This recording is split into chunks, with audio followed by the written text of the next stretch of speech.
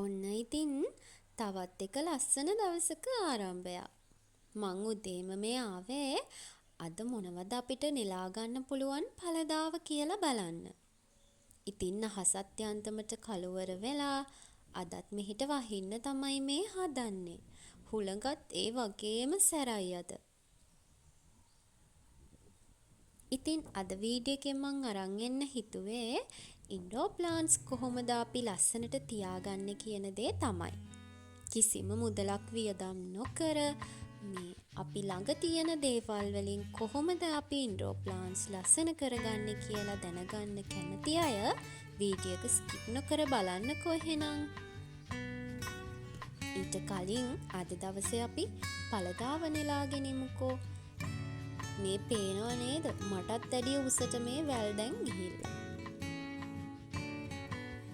මේ ඉතින් මෑ කරල් තමයි මං කඩන ගමන් ඉන්නේ. මේ තියෙන්නේ අපේ කව්පි වගාව. මං කලිනුත් වීඩියෝස් අරන් ආවනේ. ඉතින් අද වීඩියෝ එකෙනුත් බලමුකෝ අපි කොච්චරනම් ඵලදාවක් මේකෙන් ගන්නවද කියලා.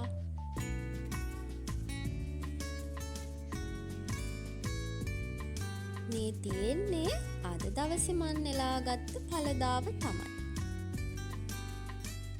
මෙතන මෑ කරල් කීපයකුත් තියෙනවා. ගේ පිටිපස්සෙත් තව මෑ කරල් වලක් තිබුණා. එතනටත් ගිහිල්ලා බලමුකෝ. මේ තියෙන්නේ ඒ එක වැලකින් මං ගත්ත ඵලදාව. ඉතින් මේවා මෙච්චර ලොකුවට ලස්සනට හැදිලා තිබුණට අපි මේවට කිසිම රසායනික පොහොරක්වත් බෙහෙතක්වත් පාවිච්චි කරන්නේ නම් නැහැ. මේ ඉතින් අපේ ලංකාවේ සරුසාර පොළව තමයි.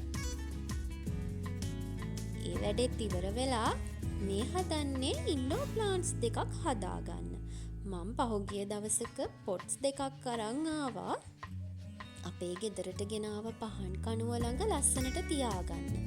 ඉතින් ඒකට මේ ගෝල්ඩන් පොතෝස් වර්ගයේ පැල දෙක දාගන්න තමයි මන් දැන් හදන්නේ.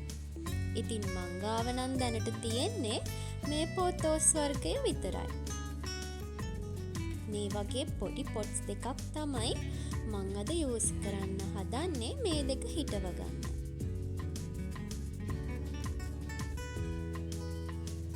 ඒ දෙකත් හිටවගෙන මං ආවා මේසෙ ළඟට. ඉතින් අද දවසේ මං හිතුවා ඉන්ඩෝර් ප්ලාන්ට්ස් කිහිපයක් ගේ ඇතුලින් තියාගන්න ඕනේ කියලා. ඉතින් මේ වගේ දැන් හොඳටම දූවිලි බැඳිලා තිබුණ නිසා තෙත රෙදි කැපැල්ලකින් මම මේ කරන්නේ මේවා හොඳට පිහදන එක. එහෙම පිහදලා ගත්තාම මේවට අලුත් පෙනුමක් ගන්න පුළුවන්. මේ බලන්නකෝ අන්තිමට ඒ වගේ පෙනුම. මං ගාව ඉන්ඩෝර් ප්ලාන්ට්ස් ගොඩක් තිබුණට මං ඒවා ගොඩක් මේවා තියලා තියෙන්නේ වැරන්ඩා එකේ. මොකද මං ඒවා ලොකු පොට්ස් වල හිටවලා තමයි තියාගෙන ඉන්නේ පැලබෝ කරගන්න ඕනේ නිසා. මේ වගේ කිහිපයක් තමයි අද මම ගේ ඇතුලෙන් තියාගන්න හිතුවේ.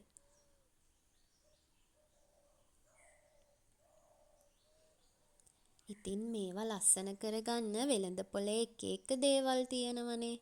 අර සුදු ගල් ඒ වගේ දේවල්. ඉතින් ඒ වගේ දේවල් වලට අමතර වියදමක් යවනවට වැඩිය හොඳයි මෙන්න මේ වගේ ඇහිඳගත්ත සිප්පි කටු හරි එහෙමත් නැත්නම් අපිට පොළවෙන් ඇහිඳ ගන්න පුළුවන් ලස්සන ගල් වර්ග වලින් හරි මේ පොට්ස් ලස්සන කරන එක. මුලින්ම මේ විදිහට පොලිතින් එකක් අරගෙන ඒකේ හිල් විදලා ඒක මේ පස් මාධ්‍යයට උඩින් අතුර ගන්න ඕනේ.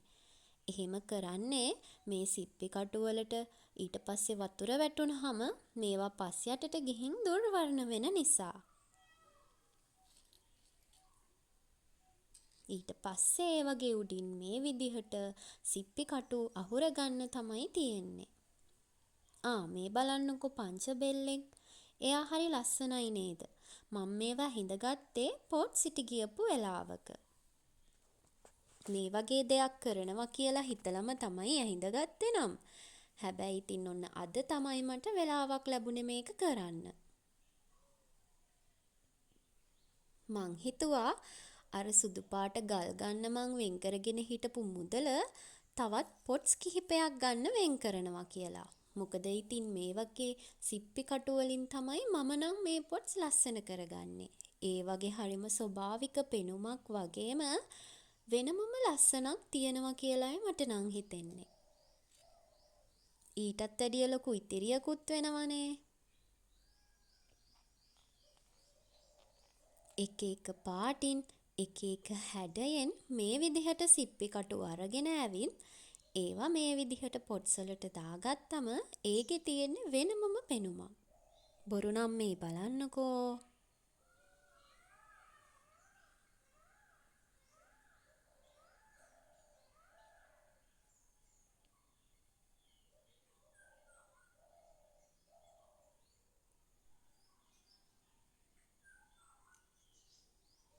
මේ කළු පාට පොට්ස් වලට කොළ පාටට තියෙන ප්ලාන්ට් එක මේ විදිහට සුදු පාට එකතු වෙද්දී ඒකත් වෙනමම ලස්සනක් නේද?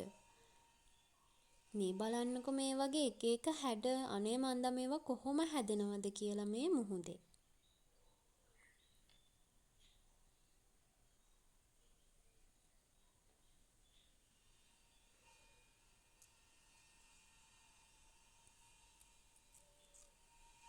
ඔයාලත් බීච් ගියපු වෙලාවක මේ වගේ සුකුරුත්තන් ටිකක් ඇහිඳන් එන්න. ඊට පස්සේ ඔයාලගේ ස්ටඩි ටේබල් එකකින් හරි කොහෙන් හරි මේ දේවල් ලස්සන කරලා තියාගන්න පුළුවන්නේ. මේ විදිහට චූටි සුකුරුත්තන් ටික මේවට උඩින් අතුර ගන්න තමයි මේ හදන්නේ.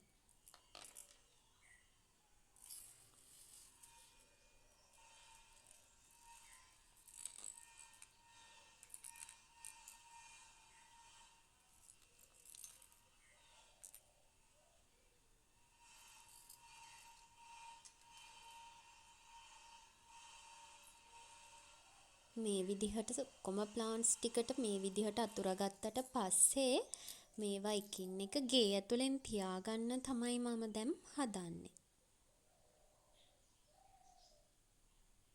ඉතින් ඇත්තටම සිප්පි කටු මදි. තව කීපයක් මං එකතු කරගෙන එන්න ඕනේ ආපහු බීච් ගියපු වෙලාවක. ඉතින් ඔයාලට අයිඩියා එකක් තමයි දුන්නේ මේ විදිහටත් මේවා ලස්සන කරගන්න පුළුවන් කියලා. මොකද කිසිම වියදමක් යන්නෙත් නැහැනේ. ඔයාලගේ අදහස මොකක්ද කියලා කමෙන්ට් එකකුත් දාගෙන යන්නකෝ. ඒ වගේම මගේ channel එකත් subscribe කරලා මට පුංචි උදව්වකුත් දෙන්න අමතක කරන්න එපා. මේ බලන්නකෝ මේවා මේ විදිහට බුදු පහන් කනුව ළඟින් තිබ්බහම තියෙන ලස්සන මේ සුදු පාටත් එක්ක මේ විදිහේ කොළ පාට ප්ලාන්ට්ස් එකතු වුණාම ඒක නිකන් අමුතුම ලස්සනක්. හිතට කාම් බවක්, එතකොට ෆ්‍රෙෂ් ගතියක් දෙන්න මේ වගේ ප්ලාන්ට්ස් වලට පුළුවන්. ඉතින් ඔයාලත් ඔයාලගේ ස්ටඩි ටේබල් එකක් හරි විසිට කාමරේ හරි මේ විදිහට ලස්සන කරගන්න. එහෙනම් මං ගිහින් එන්නම්. අද මගේ වීඩියෝ එක බලපු ඔයාලා හැමෝටම ගොඩාක් ස්තුතියි.